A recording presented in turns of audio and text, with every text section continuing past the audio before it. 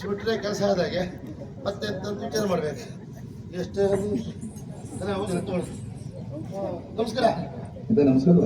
ಹಾ ನಮಸ್ಕಾರ. ಕಡೆಗೆ ಮತ್ತೆ ಒಳಗೆ ಹೋಗಿ ನೀರು ತಗೊಂಡು ಕುಡಿಲಿಕ್ಕೆ ಶುರು ಆಗೇ ಹೋಯ್ತು. ಹಾ ಬೇಗ ಬೇಗ ಮನೆ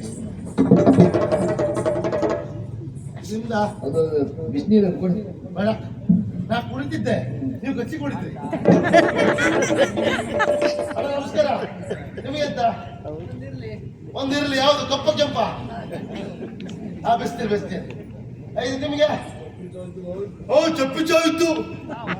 ಸಿಹಿ ಚಾಕೆ ಗೊತ್ತಿಲ್ಲ, ಚಪ್ಪಿ ಚಾ ಅಂತ ನಮ್ಮ ಹಣೆ ಬರ ಇದಾಗ ಹೋಯ್ತು ನೋಡಿ. ಒಂದು ಗಳಿಗೆ ಪುರ್ಸೋತಿಲ್ಲ ಮಾರಾಯ. ಬೆಳಿಗ್ಗೆ ಶುರು ಆದ್ರೆ ಮಲಗುವರೆಗೂ ಕೆಲಸವೇ, ರಾತ್ರಿ ಶುರು ಆದ್ರೆ ಬೆಳಗುವರೆಗೂ ಕೆಲಸವೇ. ಎಲ್ಲೇ ಚಾಕ್ರಿ ಆದ್ರೂ ಬೇಕು, ಈ ಅರಮನೆ ಚಾಕ್ರಿ ಯಾರಿಗೂ ಬೇಡ ನೋಡಿ.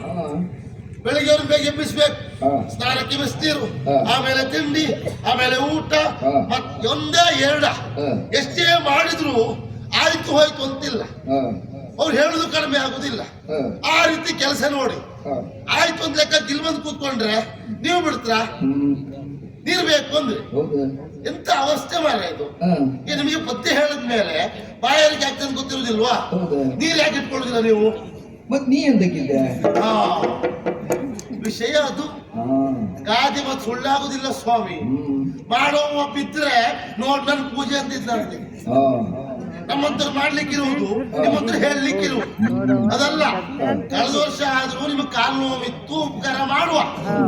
ಈ ವರ್ಷ ಆಗೋ ನಿಮಗೆ. ಹೌದಪ್ಪ, ನಾನು ಒಬ್ಬರು ಕೆಲಸ ಮಾಡುದಲ್ವಾ? ಬಹುಶಃ ನಾನೊಬ್ಬರು ಸಂಬಳ ತಗೊಳ್ಳುದಾ? ನಾ ಕುತ್ಕೊಳ್ಳೇಬಾರ್ದು. ನೀವು ಹೋಗಿ ಬರುತ್ತೆ ಸ್ವಲ್ಪ ಬಿಟ್ಟು. ಈಗ ನಿಮ್ಗೂ ತಪ್ಪಲ್ಲ ಸ್ವಾಮಿ, ನಾನು ಆಯ್ಕೆ ಮಾಡ್ಕೊಂಡೆ ಕೆಲಸ ತಪ್ಪಾಯ್ತು ನೋಡಿ. ನಿಮ್ಮಾಗಿ ಇಂಥದ್ದೆಲ್ಲ ಕೆಲಸ ಆಯ್ಕೆ ಮಾಡ್ಕೊಂಡ್ರೆ ರಗಳೆಲ್ಲಾಗಿತ್ತು. ಅರ್ಧ ರಾತ್ರಿ ಮುಗಿಸೋದು ಹೋಯ್ಕ ಮುಚ್ಚಿ ಬರ್ಬೋದು. ಚಳಿ ಒಳ್ಳೆಲಿದ್ರೆ ನಮ್ಮ ಅವಸ್ಥೆ ಬೇಕಾ? ಒಮ್ಮೆ ಹೊರಟ ಮೇಲೆ ಕೊರೆಯವರೆಗೂ ಮತ್ತೆ ನಾವೇ